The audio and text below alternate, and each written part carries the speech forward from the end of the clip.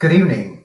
And my name is Juan Zabala. I'm Vice President for University Advancement at Lamar University. And it's my great pleasure to welcome all of you to the Lamar University Digital Alumni and Friends Gathering.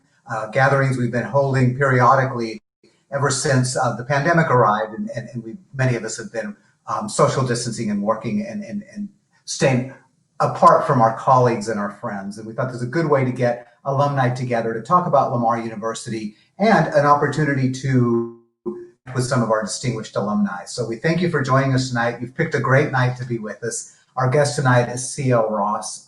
C.L. is an aerospace engineer who's most recently been appointed to NASA's Johnson Space Center Safety and Mission Assurance Director of Management Staff as an SMA technical assistant. He works with the International Space Center program, the Space Station program, the Artemis Moon program, the Marshall Space Flight Center Moon Lander Development Program, the Orion program, and the center's and serves as the center's institutional safety officer. In 1983, CL received a mechanical engineering degree from Lamar University and was set to interview with NASA after a long-planned cross-country trip. The interview came before the trip, and that cross-country trip has been on hold now for 36 years. As CL has risen through the ranks at NASA. He earned the NASA Center's Director Commendation Award, an Innovation Award for Electronic Data Systems Process Implementation and Manned Flight Awareness, an Outstanding Service Team Award, a Group Achievement Award, a Superior Performance Award, and NASA's HQ Commendation. He's developed and implemented international bilateral agreements with the Canadian Space Agency and the European Space Agency. At Lamar University, CL serves on the Lamar University College of Engineering Advisory Board. He's been a host of our Dinner in Conversation program. He was a commencement speaker for our College of Engineering. He served as a homecoming parade judge, as the undergraduate research expo keynote speaker, and most recently he was awarded a Distinguished Alumnus Award from Lamar University. While he was a student here, CL pledged Omega Psi Phi, and he continues to recruit talent for scholarships for this organization. He's also a member of NASA's Inclusive Leadership Council and is a member of NASA's mentoring program. CL, we're so happy to have you joining us this evening. Oh, thank you, Juan. I don't know how to respond to that brilliant introduction. I'll pay you later. But we're awfully proud of you, and we're grateful for your being with us today. So before we move into talking about a NASA career and your impressive achievements, let's talk a little bit about this unique moment in time. So how does social distancing work for CL Ross? Well, it's a bit of a challenge. We've been working, particularly from a NASA perspective. I mentioned to you earlier, I've been working in this capacity since about right before spring break around March. So it's been working from home. You have to kind of you have to be more disciplined working from home as a home office. You have to set your boundaries so that when you go into work and leave work, you know when those times start and when those times end. And as I mentioned earlier, it's been very, very busy. We've had, at least from a NASA perspective, we've been using the Microsoft Teams concept platform, and that has been working well for us as an agency. And I'm in at least about 8 to 10 Teams meetings a day, and sometimes they're back to back. On a personal note, it's been somewhat a good point because I spend more time at home. I get a chance to enjoy my home a little bit more because I'm usually leave work. I used to leave here around 6:45, 7 o'clock in the morning. Don't come back till about 7 at night when I get off, finish my work and my transportation back home. But it's been good, but it's also been challenging on the personal note as well to create boundaries and kind of learn, when to start, when to stop, and just kind of get used to this. Whatever folks are coining the phrase "a new normal" now. Yeah, I'm hoping it's truly not a new normal, but more maybe a temporary experience for all of us. So, right. The product that we present at Lamar University is just such a variety of what we do, and so for a lot of our programming, digital um, allocation works really well for a digital presence works for us. There's some really hands-on parts of the experience of being an undergraduate and a graduate student at Lamar University that become more complicated in a digital world. I assume it's the same case at NASA, that there are some physical training activities that must happen in-house. Well, actually, you're correct. You know, we have such a multifaceted area out there at NASA. We do so many things at the Space Center, at least at the Johnson Space Center, particularly. From our perspective, from a management perspective, we can manage from anywhere, but from a hands-on perspective, we have technicians, engineers, designers who actually work in the facility, in the labs, performing testing, verifying testing, which what I was a major part of when I was a quality engineer when I first got hired at NASA. So we were actually building hardware, testing hardware, working with the astronauts, which I still do that at the neutral buoyancy facility at NASA, which that's where they do all their training. For instance, just recently last week, we had a couple of EVAs, which we call spacewalks. And while they're doing those spacewalks, we're also training in the neutral buoyancy lab, which is near Ellington Air Force Base, right outside the NASA facility. And it's pretty much a large pool, swimming pool. It's about 40 feet deep, about 232 feet long, and about 80 feet wide. And it has mock-ups in it. And every time an astronaut goes in, they have to go in and do that training to create muscle memory. So when they do it on orbit, they don't have to really think about it. It's kind of like second nature. And that kind of all feeds up into the, into the mission profile, where we have all the hardware testing that's going on the facility too, to make sure those things are done correctly. So we do have people that go in the facility periodically and do those testings, to do the verifications, to make sure all the hardware is correct, it works safely, and performs in the fashion it is designed to perform in. So it's a fascinating world that you occupy, Seal. You and I have actually talked about this previously offline. It's hard for me to imagine that kind of world, but you didn't start out in this capacity at NASA right out of Lamar University. So kind of give us a little sense of your progression through the NASA Space Center to your current position.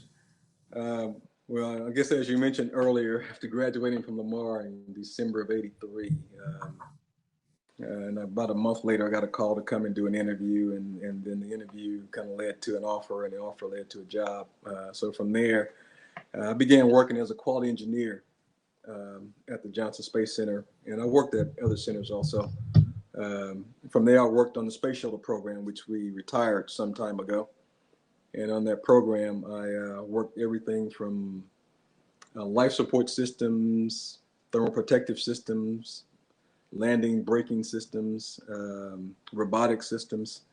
And I did that for several years. And from that perspective, I managed several contracts for NASA.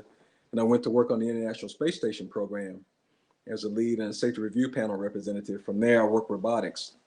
Working in robotic systems gave me an opportunity to travel to Canada quite often, as well as to Europe with the European Space Agency. So I worked with both of those space agencies for multiple years, developing safety requirements and safety aspects for the Canadians and as well as for the Europeans. And then from there, I did a tour at the Naval Research Lab in Washington, D.C. And basically, I was the quality engineer that helped design what we call the interim control module. At the time, the Russians, we were having problems building space station, and the Russians didn't want to provide us a propulsion module for space station, which is called the FGB, that keeps it afloat. So we were designing our own propulsion module in case that deal didn't go through. So I was helping them design that at the Naval Research Lab off the Potomac River in DC. And then, from there, I kind of progressed through an EVA program where I was a lead for extravehicular activity, which are all the spacewalks at the Space Center. I became a manager. I was a branch chief in the quality engineering branch, and then I became a deputy division chief. And so that division kind of runs multiple programs for the Johnson Space Center and for NASA. We work space station programs, we work Orion, we work AES programs, Advanced Exploration System programs. Of course, we work all the EVA work as well. and then we do support some of the new SpaceX activities that were going on. Then from there, I moved up to a division chief, which kind of runs the whole division. So there are multiple aspects of that. I had about 55, 56 direct civil servant engineers reporting to me, and about 150, 160 contractors at that time. Wow. And then they asked me to go work a contract for them. So I was a source board lead for a contract for NASA. And I did that for about a year. We're a 45 million, this is a small 40, $55 million contract that we did for institutional safety. And then I came back to work in the SNMA Directorate office as a safety manager for the Safety and Mission Assurance Directorate, which runs all the safety and reliability and quality for the Johnson Space Center and for the multiple programs that we do as an agency. And currently that's what I'm doing now as institutional safety officer. And I interface quite a bit with multiple space centers for the agency, as well as NASA headquarters in Washington, D.C. It's a fascinating career you've had, and so much to unpack here. So sort of let me go in order here. But one of the things I hear you say is when your agency needed somebody for a specific purpose, you were available to answer the call, right? You were willing to go where you were needed, even for short periods of time. An important lesson for our current students to think about. Yes, and when opportunities present themselves, you need to try and take advantage of those if at all possible. All opportunities don't turn out to be the great ones, and I've also had some opportunities that I've been participating in and I got drafted to do or asked to go out and do. I particularly did not want to start doing that, but one thing I did take away from it is that every opportunity that I participated in, every job that I worked on, I did learn something new. And I took that back and tried to refine my craft, become a better engineer for the agency as well as for myself. Yeah. Well, and speaking of engineers, the ETA, leaving the craft when in space, that has got to be an engineering, a colossal engineering feat. There's of course a person who's doing it, but the background in it must be fascinating. The testing and scientific discovery that goes into actually having a human out of the capsule in space must be an extraordinary achievement. Yeah, it is. I mean, it's more. It's not just an individual achievement. We at NASA work collectively as a team, and we try to make sure that all the things work cohesively together. We've always said if you think you're the smartest person in the room, then the room is probably not big enough. So we try to make sure that we have the right mixture of from engineering to business, legal folks, testing to make sure that when we do embark upon a project that we can do it right the first time and that it's reliable, quality, and it's a safe environment for our astronauts to fly in. And most importantly, to return back home. So, yeah, it's, and that's kind of what I've learned, even being at Lamar, kind of working together collectively as a group on some of the senior projects, some of the projects I worked on doing the engineering time I was at the university. I really enjoyed that. And they were very challenging.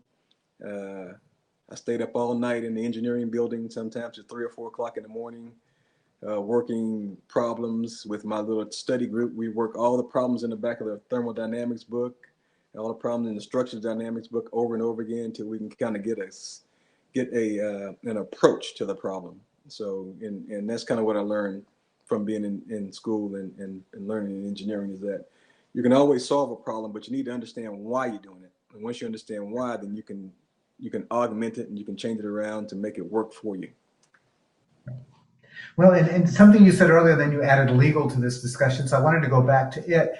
I guess I'm not surprised, but I was fascinated to hear that you were part of a team working collaboratively with other nations on security protocols. So NASA doesn't keep its security information to itself, but shares that with other global agencies that are doing space work, I guess. That's correct. We have some things that are proprietary for NASA and for the government, of course. But for most aspects, for instance, the International Space Station, international is a key word there, is that we have all the major contributors there, from the Canadians, Europeans, we have Chinese on the International Space Station, Italians, French, and Japanese. So it's a collective effort to try and make that work effectively. And so it takes a lot of different pieces of the puzzle, mechanisms like a Swiss watch, to work together to make sure everything is pulled off correctly. And we aren't doing any violations out there. Well, it's heartening to hear. It's not something I had stopped to think about. And So that's let's move. Go ahead. I'm sorry, go ahead. That's No, just one go of the things ahead. I learned by working multiple contracts, is that, you go in and you think, okay, all I'm doing is the engineering part, so that's all I got to worry about. But you also have to worry about the business side. You have to worry about the budget side. You have to worry about the schedule side. You have to worry about the legal side. So it's like a business. Yeah.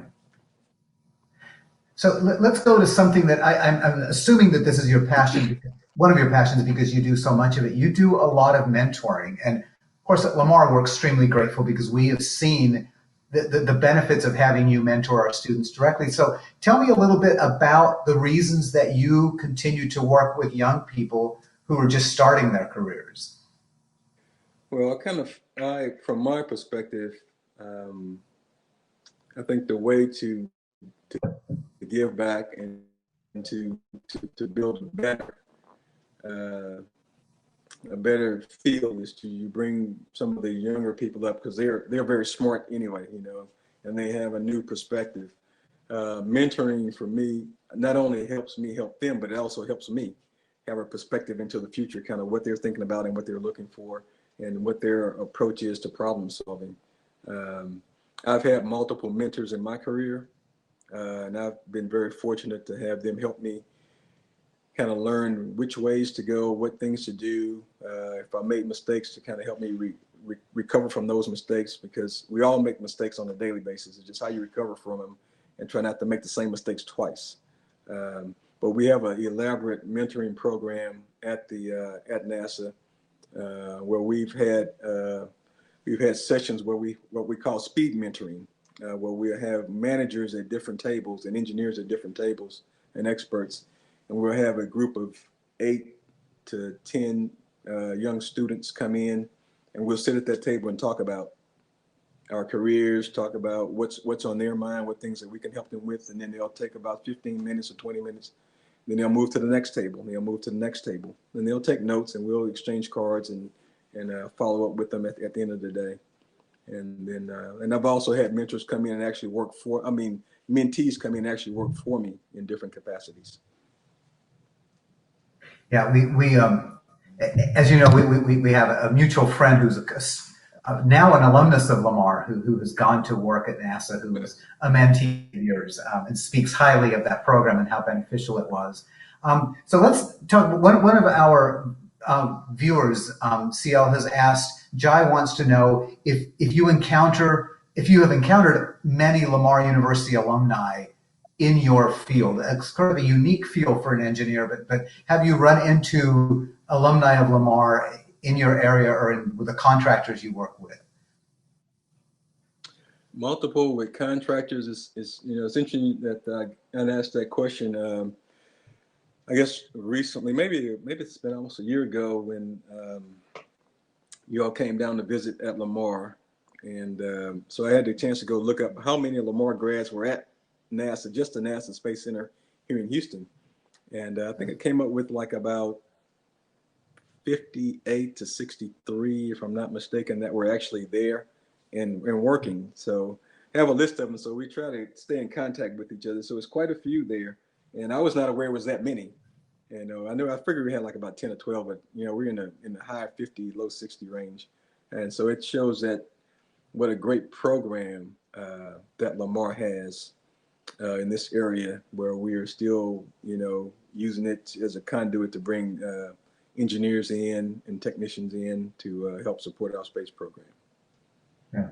So there are quite a few engineers and quite a few Lamar grads that are supporting the space program.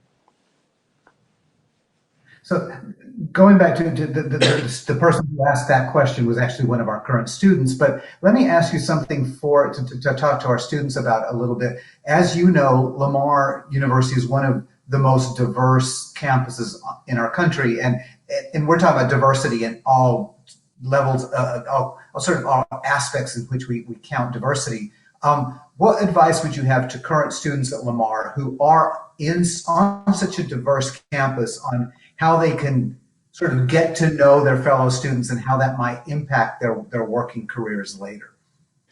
I think you just have to look at people as individuals, in terms of if you're talking about diversity. Everyone's like that. When we're at our office, everyone's there for a purpose and a reason, and we're trying to make sure that we have a safe space flight and get our crew up and back safely. And so you have to take people at face value, and you have to learn from them and create relationships. And that's what it's all about, creating relationships. I still have friends when I went to Lamar that worked for some of the contractors, and we didn't know it. We were passing each other in the hallway and said, "Hey, I know you from somewhere." Yeah, we had physics class together.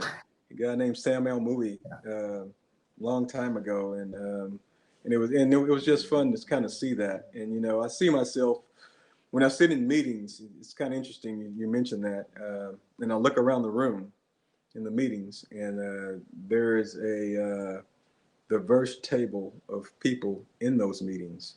And so NASA's been trying to work collectively on diversity. I mean, we still have some work to do, but we've been working a lot on it, and we've been trying to get better at it every year. So I would advise that the students, as they go through their classes and work with their colleagues, that they try to learn as much about the other colleague as much as possible, create relationships, because those relationships would help build later on when you get into a professional career. So let me, the questions are coming in, so to make sure I want to ask the question the right way. One of our viewers, Shelby, wants to know what sort of skills that benefit your career to students to make sure not to miss that opportunity when they're students. Okay, can you repeat the first part of the question again, please? It kind of broke up slightly. Yeah, I'm sorry about that. Yeah, Shelby wants to know what skills you learned at the Lamar that have benefited you the most professionally. Oh, okay. Or probably in lieu of the technical skills from the technical classes that I took when I was at Lamar, I think those have benefited me immensely, because I still compete.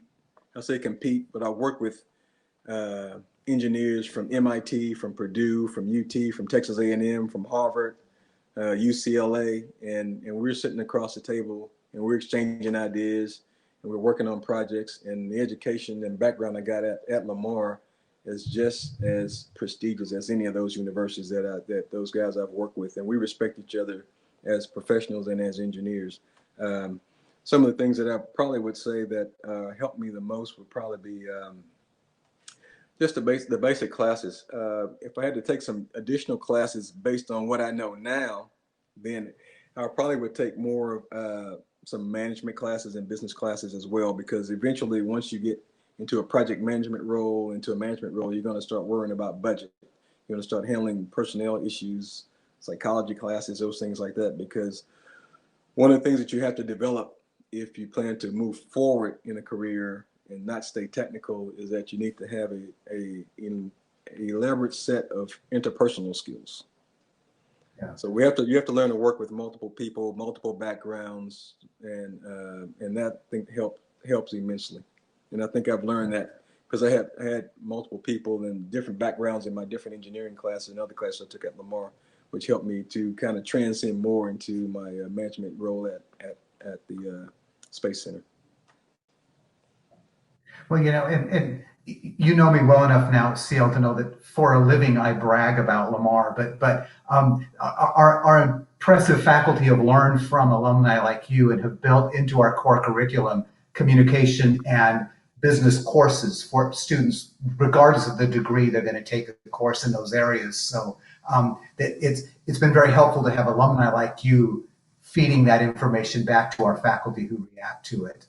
So let me go on to another question that's asked by one of our viewers. Jeffrey has a son who is in the 10th grade and wants to become a mechanical engineer. That's his goal eventually. What advice would you give to a 10th grader to sort of prepare them for study of mechanical engineering? I would say if you have an affinity for math, that would be a plus up. And if you like to learn, if you're interested in learning how things work and mechanically, I wouldn't say go out in the garage and take your dad's car apart or do anything like that. But I would say if you have an affinity to learn exactly how things work from a mechanical perspective, that would be a plus. Any type of a class or extracurricular activity where you're learning to build things, where you learn to put objects together, take them apart, put them together.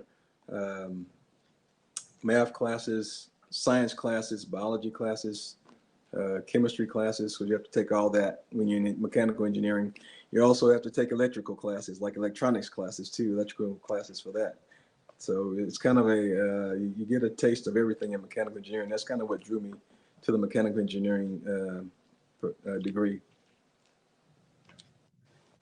Excellent. So let's go back, CL, to your career, and again, an area that's fascinating to many of us. But if you had to pick in your career at NASA a moment, a project, an outcome that was really genuinely exciting for you, could you give us a couple of examples of the ones that have been giving you the most sort of professional satisfaction? Probably saving most of the EVA work that I've done working with the spacesuits. As I've worked with multiple astronauts in testing, where we've helped design spacesuits from Story Musgrave to a gentleman just recently retired, Rex Wilhelm. I don't know if you remember one of the inaugural parades we had about 10 years ago. There was a gentleman that was in the NASA buggy, and he got out with the spacesuit and saluted the president. That was Rex Wilhelm, who was my current deputy director for safety and mission assurance. So actually worked on his spacesuit quite a number of times. And then it's just multiple. When you get a chance to see an object that you kind of help put your fingerprint on, and it flies in space, and it functions properly, and it comes back, and you actually have to take a look at it, and you can actually fix on it. You can actually work on it and make sure it continues to work properly. That was one of the kind of highlights of my career, as well as working on space station was one of the best highlights of my career also. As you know, recently, team of Lamar University students won a competition, was chosen through a NASA competition for designing an innovative, creative idea in the Artemis program. So can you tell us a little bit about the way that NASA brings students into concepts as important as Artemis, sort of live concept involvement for students in high school and college students? Well, we have multiple levels that we get students involved in. We have something called the Senior High School Apprenticeship Program. It's called SHARP, where we get students to come in and work in the facility part-time during their school year and go back to get a taste of what it's like to work in corporate and work for NASA. We also have programs where we go to schools in the Houston area and some of the areas here in Houston where they actually build soft goods for us to fly in space. And we have those programs also, similar to the ones that Lamar University was recently granted a grant to do for the excavation idea for going back to the moon. So we also have grants in multiple programs that we use.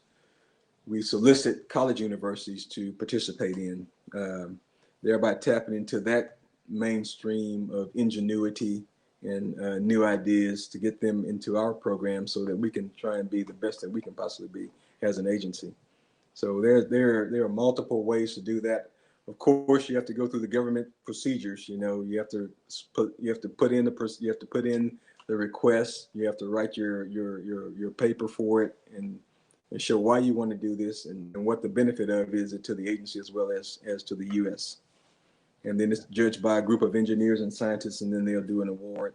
And luckily, with the great idea that Kevin Peterson had, that his idea was selected, and so we're gonna see what we can do with that from an Orion moon and Artemis perspective to see if we can some way kind of get that idea to blueprint and to manufacturing to see exactly how that will work when we get it on orbit in terms of an excavation process. So continuing on the excavation process, assuming we're back on the moon in 2024, how will this next level of moon exploration be different from what those of us who remember the first round of moon landings? What differences will there be now as compared to when we were on the moon previously? Well, this time on the moon, we're planning to set up a depot, which will be a habitat for the moon, which we will actually have folks, individuals living there, similar to what we have on space station right now. We have individuals on space station that are currently up there 7 days a week, 24 hours a day, 365 days a year, consistently up there. And, you know, just recently we just had a flight for what we call Demo 2, where we launched from American soil through SpaceX and docked with space station to bring 2 crew up there. And then we should be returning in the next couple of days to come back here. So that was the first time we've actually launched Americans from space, from US to space, and we'll return them back since we retired the shuttle.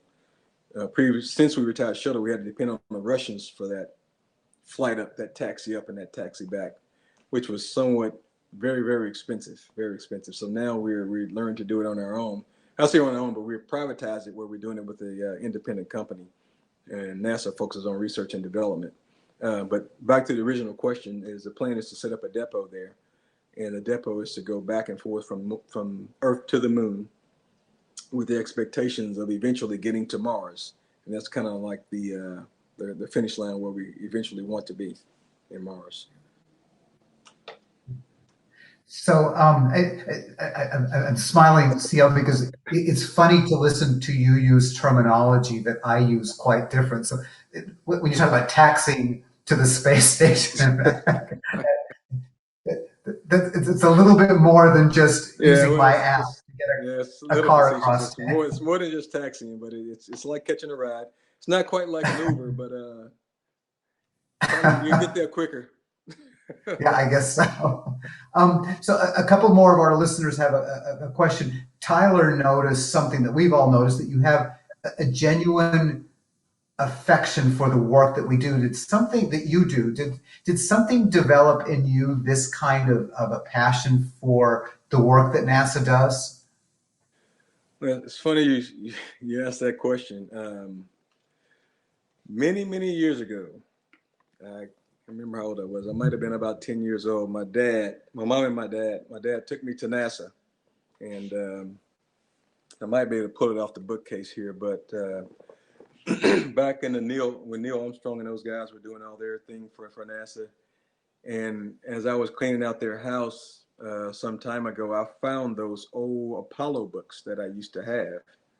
They're probably worth a nice chunk of change right now because it's the old ones used to have. We have to put the stickers in it for the astronauts. And so when I looked at that and I found those, and I was currently working for NASA at the time I found them, and I completely forgot that I'd had those back, some 20 some years ago, whenever that was.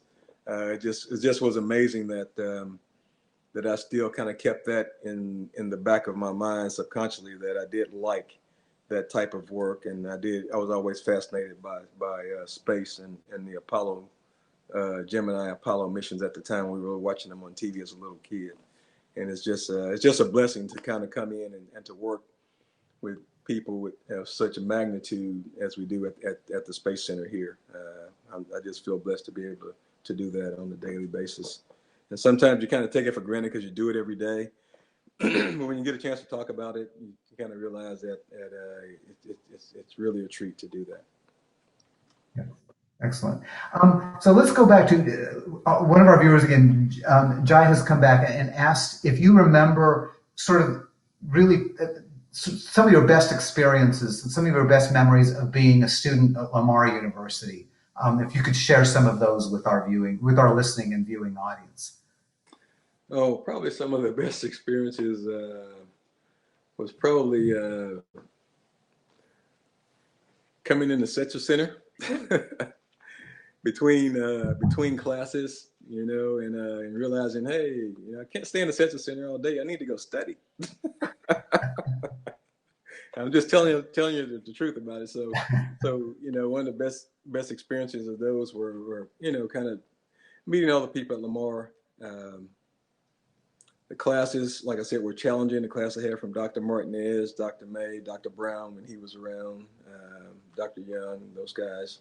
And I just enjoyed the environment at Lamar also, because I'm from that area. I'm from Port Arthur, Texas, and I finished from Lincoln High School, so I'm from the area.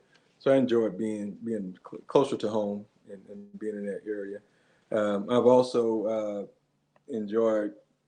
I was also inducted into a fraternity, which you mentioned during my introduction, and Omega Psi Phi fraternity at Lamar.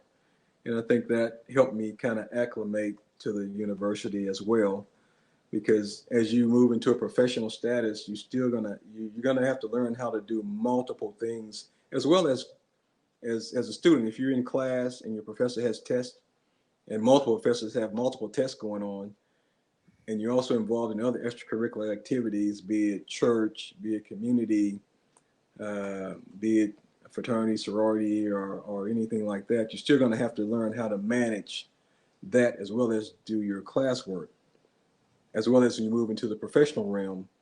When you go to work and you work for a company and you have a family and you have a home and you have things going on there, you're going to learn how to manage things at home as well as show up for work the next day. For instance, if you get up and you got a leak in your house and there's water all over the place, you got to get it all cleaned up, and then you still got to go into work at some point and still function because they're paying you for what you know, and they're paying you to provide a service.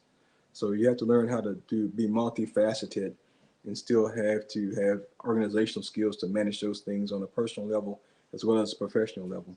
And that's some of the things that you look at when we hire people too, is that you need to be able to be diversified in those areas also, in terms of other activities student activities you're involved in, as well as just technical and school activities.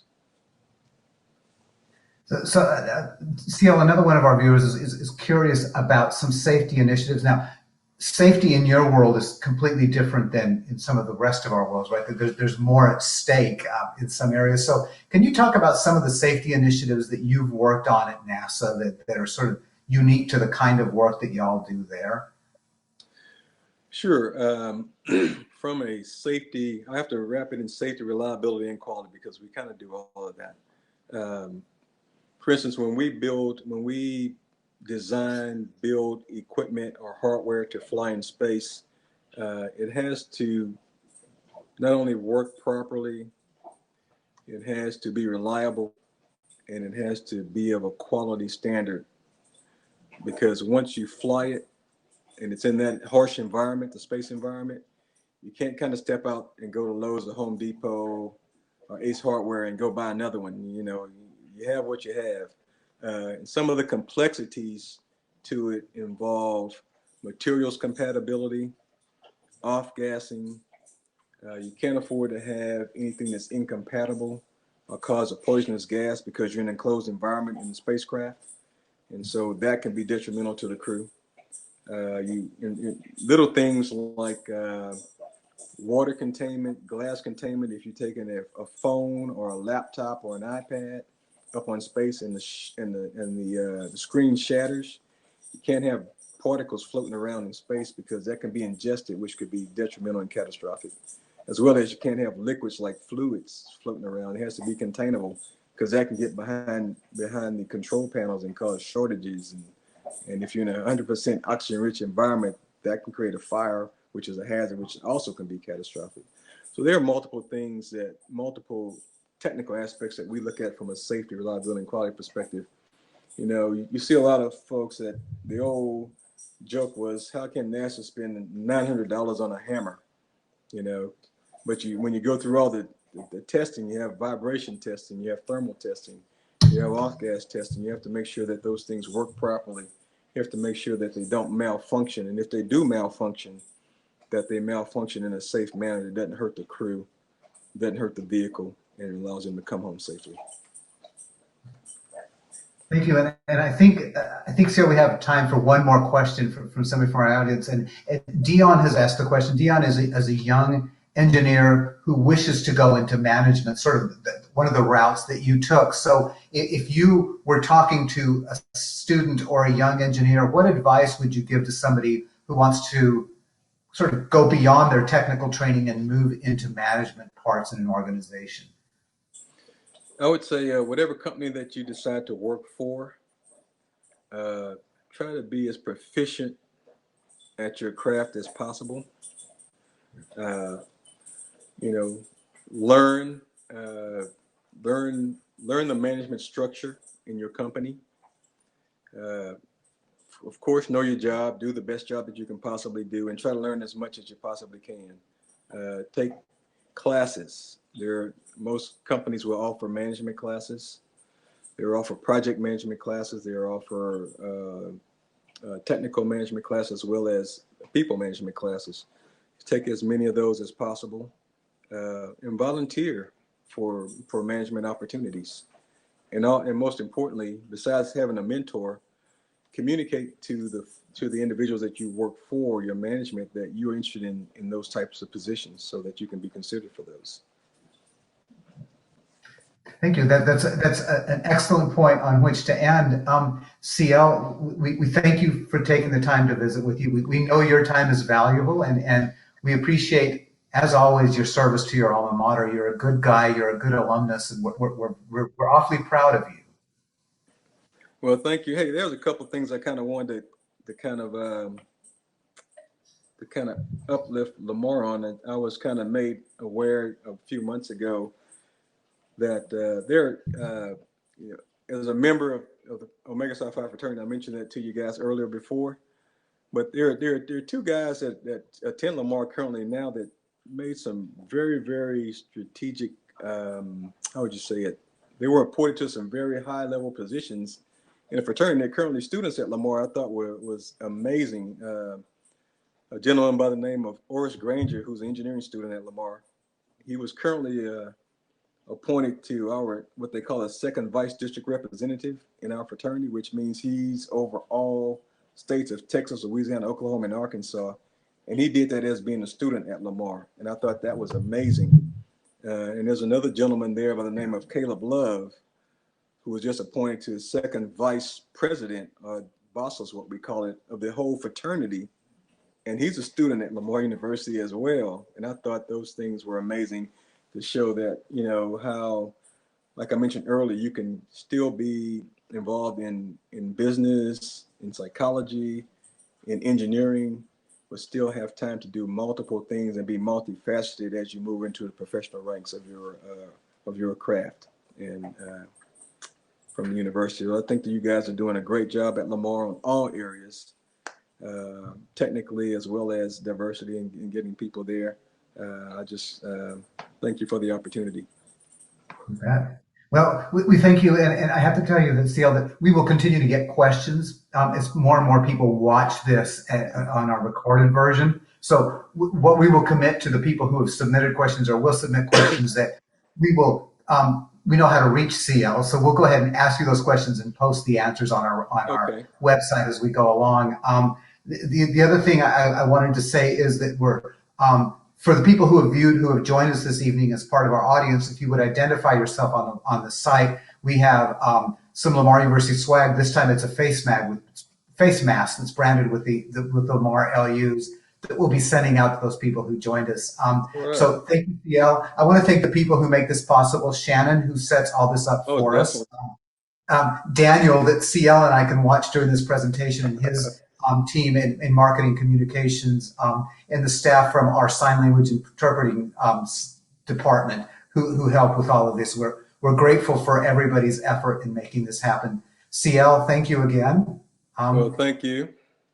And Appreciate we will end the program this evening with a video from our marketing communication department. Thank you all so much for being here. In trying times, I'm here for my community. I will reach my students over any distance. I'm committed to delivering truth. Keeping families fed is my purpose. Taking care of people is my passion. At Lamar University, I was given the skills I need to provide essential services. No matter where I am. I'm still here, helping those in need. And even though we can't always be face to face, it's because of what I learned at Lamar University that I can be here for you.